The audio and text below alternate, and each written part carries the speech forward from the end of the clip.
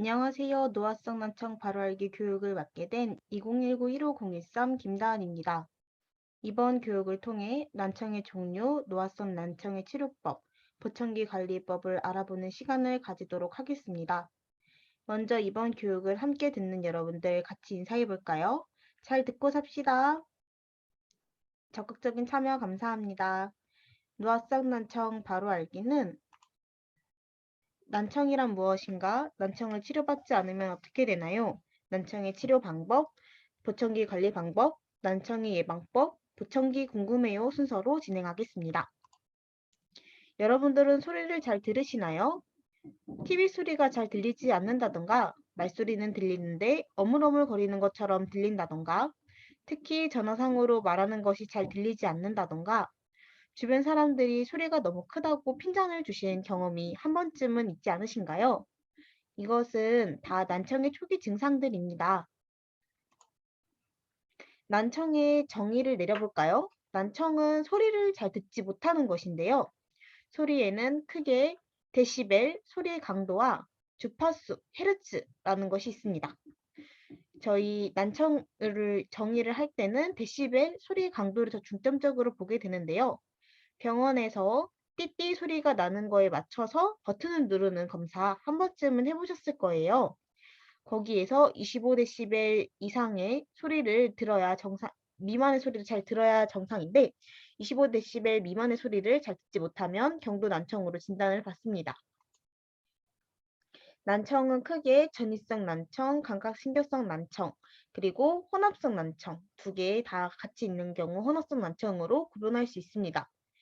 달팽이관, 청신경 등의 문제가 생긴 것이 감각신경성 난청이고요. 고막에 가는 길에 이상이 생긴 것을 전이성 난청이라고 합니다. 왜 난청의 치료가 필요할까요? 청력은 뇌에 주는 자극 중 중요한 부분입니다. 난청을 치료하지 않는다면 치매의 위험률이 2배에서 5배까지 증가한다는 논문이 있고요. 또 오랫동안 듣지 못한다면 뇌의 듣는 부분이 퇴화해서 나중에 보청기를 끼더라도 만족스럽지 못하실 수 있어요. 10년에서 20년 동안 소리를 듣지 못하다가 보청기를 끼더라도 듣는 것이 어려울 수 있습니다. 그리고 상대방과의 만족스럽지 못한 대화가 이루어질 수 있어요. 의사소통이 잘 통하지 않고 되묻게 되고 내 말을 이해하지 못하고 그렇게 만족스럽지 못한 대화로 대인관계가 꺼려지게 되고 이로 인해 우울증의 위험도가 증가하게 됩니다. 난청의 치료법에 대해서 알아볼까요? 크게 전이성 난청과 감각신경성 난청이 있다고 말씀드렸는데요. 전이성 난청의 대표적인 질환은 중이염 같은 것이에요. 그래서 수술이나 약 같은 걸로 치료가 가능하고요. 노화성 난청은 감각신경성 난청에 속하는데 어떤 것에 따라서 원인을 치료하면 증상이 호전될 수도 있고 노화성 난청의 경우 청력 손실 정도에 따라 보청기 등 보조 장구를 착용하거나 인공와우 수술을 통해서 청력을 회복할 수 있습니다. 보청기, 인공와우, 보청기 외에 다른 방법들이 있어요. 짤막하게 소개해 드릴게요. 중이 임플란트와 골전도 임플란트인데요. 둘 다 뼈 전도를 이용해서 소리를 강화하여 듣는 방법입니다. 안쪽 기계와 바깥쪽 기계로 한쌍을 이루고 바깥쪽에서 보이는 부분이 500원짜리 동전보다 더 큰 크기로 이루어져 있습니다. 그리고 인공와우인데요. 인공와우는 똑같이 내부 장치와 외부 장치로 이루어져 있는 것은 같지만 다른 점이 하나 있는데 달팽이관에 전극을 직접 넣어서 청각신경을 직접적으로 자극하는 방법이라는 것입니다. 선천적으로 청각장애가 있는 소아에게 많이 적용을 하고 보청기가 소용이 없는 심도난청에 있는 경우 적용되기도 합니다. 이런 기계적 방법이 좋은 점이 굉장히 많지만 단점도 있는데요. 일단은 비용이 보청기보다 비싸고 수술이 필요하고 그리고 보청기보다 소리에 적응하는 과정이 길고 쉽지 않습니다.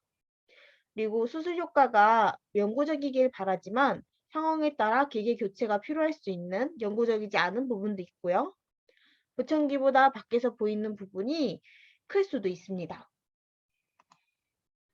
지금 보청기 가지고 계신 분 계신가요? 두 분에서 세 분 정도 계시네요.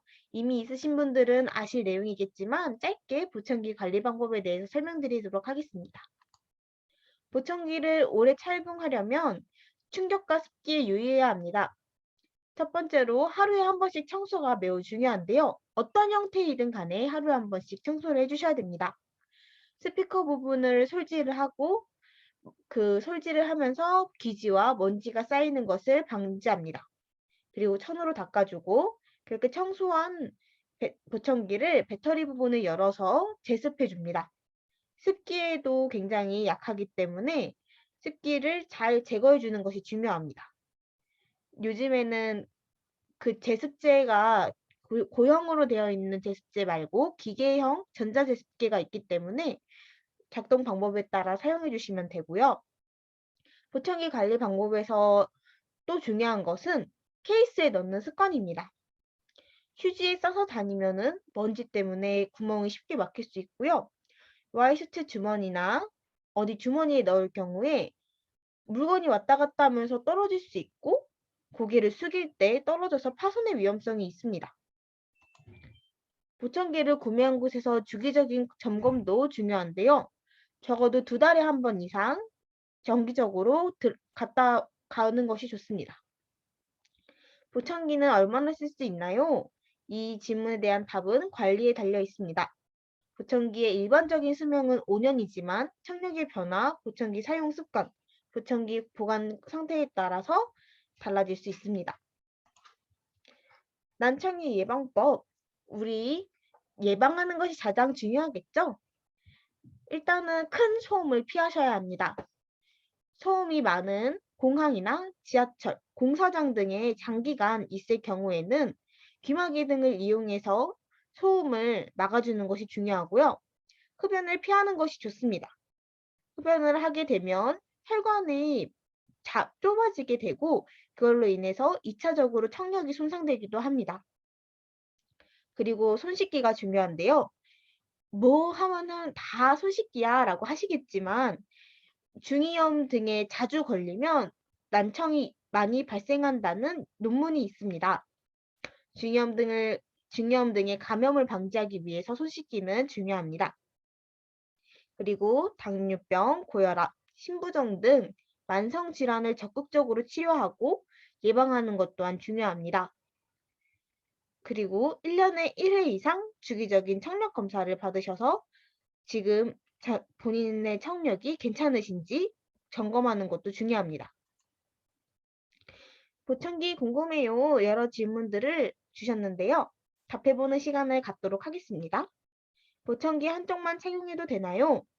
보청기는 양쪽 다 착용하시는 것이 좋아요. 사고의 위험성이 높아질 수도 있거든요. 예를 들어 오른쪽으로 보청기를 꼈어요. 근데 왼쪽으로 차가 오는데 오른쪽에 있는 보청기 소리에 오른쪽으로 차가 오나 보다라고 생각하고 왼쪽으로 피하게 되면 그러면 왼쪽에 오는 차를 맞닥뜨리는 그런 사고가 일어날 수 있겠죠. 그렇기 때문에 가능하면 두 쪽 다 끼는 것이 좋고 그리고 나중에 낄게요 하고서 한쪽만 끼고 계시면은 안 끼는 쪽은 또 그 기능이 약해질 수 있습니다. 좋은 보청기 고르는 법. 값이 비쌀수록 소리의 질이 높아지는 것이 사실입니다. 현재 기술이 굉장히 좋아졌기 때문에 거의 다 많은 기술들이 적용되어 보청기가 만들어지고 있는데요. 부담이 되는 것도 사실이죠, 가격이. 그렇기 때문에 난청이 진행된 정도, 생활 환경 등에 따라서 보청기를 고르는데 상담을 해서 진행하게 됩니다. 안 보이는 보청기는 없나요? 귀 속에 쏙 들어가는 보청기가 있습니다. 근데 효과가 있는 분은 굉장히 소수이십니다.